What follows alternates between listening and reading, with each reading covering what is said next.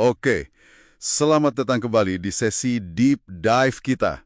Hari ini kita mau langsung menyelam ke materi yang udah Anda bagikan nih soal blockchain dan teknologi distributed ledger, DLT. Iya, betul. Kita bakal fokus gimana teknologi ini mulai terasa lah dampaknya, khususnya buat lanskap ekonomi dan bisnis di Indonesia. Misinya ya seperti biasa, kita bedah bareng intisarinya buat Anda, secara ringkas tapi mendalam. Sip, siap. Nah, mungkin Anda pernah kepikiran nggak sih, gimana caranya gitu, sebuah catatan digital bisa aman banget, nyaris mustahil dipalsukan. Pertanyaan bagus tuh. Itu kan salah satu pertanyaan kunci dari materi ini. Intinya sih, ini kayak buku besar digital yang datanya disebar ke banyak komputer dan dikunci pakai cara yang, wah, canggih banget. Iya, benar. Jadi bukan cuma satu tempat nyimpennya. Betul. Secara gampangannya, DLT ini kayak buku catatan digital barengan gitulah. Tiap transaksi dicatat, terus salinannya disimpan sama banyak pihak di jaringan. Nah, blockchain, yang mungkin Anda lebih sering dengar, itu salah satu jenis DLT yang paling populer ya. Paling dikenal lah ya. Iya, setiap catatan baru atau blok itu nyambung ke blok sebelumnya pakai kriptografi. Kayak lem digital super kuat gitu, pakai matematika rumit. Ini yang bikin seluruh rantai catatan ini aman banget dan susah pol diubah kalau udah ditambahin. Nah, dan ini nyambung ke ide paling kuatnya, desentralisasi. Ini beda banget sama sistem lama yang datanya seringnya kan disimpan di satu tempat aja, terpusat. Jadi rentan ya. Iya, rentan banget kalau di DLT karena datanya disebar ke banyak node, nggak ada satu titik yang kalau rusak semuanya gagal. Yang menarik di sini tuh, gimana ini bisa bangun kepercayaan tanpa perlu ada katakanlah bos pusat gitu. Oh, jadi nggak perlu ada satu pihak yang dipercaya gitu ya. Betul. Untuk ngubah data aja, perlu persetujuan mayoritas di jaringan. Bukan cuma satu orang atau satu lembaga. Jadi, kepercayaannya itu dibangun lewat aturan main sistemnya sendiri, algoritmik gitu. Masuk akal. Nah, dari situ kan muncul banyak manfaat nih yang diangkat di materi Anda. Pertama, ya jelas tadi, soal keamanan yang lebih tinggi gara-gara kriptografi sama penyebaran datanya itu. Iya, kriptografinya tuh kunci banget. Kedua, transparansi. Seringnya, partisipan bisa lihat catatan transaksinya, jadi lebih terbuka kan. Ketiga, ada potensi efisiensi. Kalau perantaranya bisa dihilangkan di beberapa proses, ya biaya sama waktu bisa dipangkas. Hemat waktu, hemat biaya. Penting itu. Banget. Keempat, ini bisa numbuhin kepercayaan antar pihak yang mungkin ya belum kenal sebelumnya. Karena verifikasinya pakai algoritma yang disepakati bareng.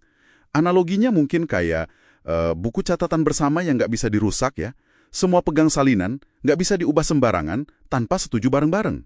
Betul, analogi itu cukup pas. Nah, kalau kita lihat sekilas, cara kerjanya gimana sih? Jadi pas ada transaksi baru, infonya disebar ke jaringan. Oke. Komputer-komputer di jaringan atau node ini bakal ngecek, verifikasi gitu. Ini transaksi sah nggak sih sesuai aturan? Kalau sah, transaksinya dikumpulin jadi blok baru. Jadi dikelompokin gitu ya? Iya, dikelompokin. Nah, disinilah mekanisme konsensus main. Node-node ini harus sepakat dulu kalau blok baru ini valid, baru bisa ditambahin ke rantai.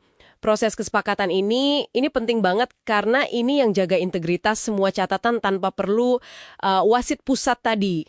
Jadi konsensus itu kayak voting gitu? Bisa dibilang mirip, tapi mekanismenya macam-macam. Ada proof of work, proof of stake, dan lain-lain. Pilihannya ini ngaruh ke kecepatan dan energi juga sih. Kalau udah sepakat, blok baru ditambahin, dienkripsi, terus salinan buku besar yang udah update disebar lagi ke semua partisipan. Jadi semua pegang versi terbaru yang sama. Wah, oke. Nah, ini nih bagian serunya. Ngelihat gimana ini mulai diterapin beneran di Indonesia. Contoh-contoh di materi Anda cukup menarik. Pastinya ada aset kripto ya. Platform kayak Indodax, toko kripto, kan rame banget. Iya, itu yang paling kelihatan mungkin ya. Tapi lebih dari itu, ada juga eksplorasi di area manajemen rantai pasok. Ini potensial banget buat ngelacak asal produk. Misalnya biji kopi ini dari kebun mana sih?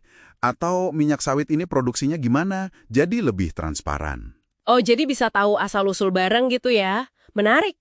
Ya.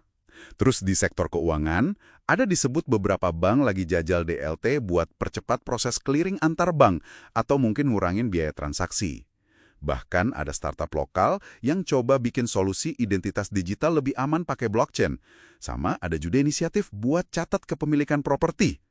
Jadi ini bukan cuma teori lagi gitu loh. Iya, udah mulai ada penerapan nyata ya, meskipun mungkin skalanya belum masif di semua sektor.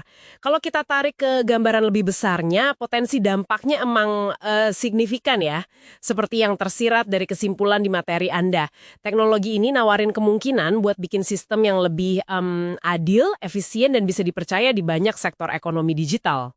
Nah, terus kenapa Anda perlu peduli nih soal ini? Ya itu, karena ini bukan cuma soal teknologi baru yang keren gitu aja. Ini tentang kemungkinan kita mendesain ulang cara kita bangun kepercayaan dan ya melakukan interaksi ekonomi. Implikasinya bisa luas banget, nyentuh banyak industri tempat Anda mungkin beraktivitas atau investasi. Jadi dampaknya bisa kemana-mana. Oke, jadi apa nih artinya semua ini? Penyelaman kita hari ini nunjukin kalau blockchain dan DLT itu nawarin sebuah model baru buat nyatet data.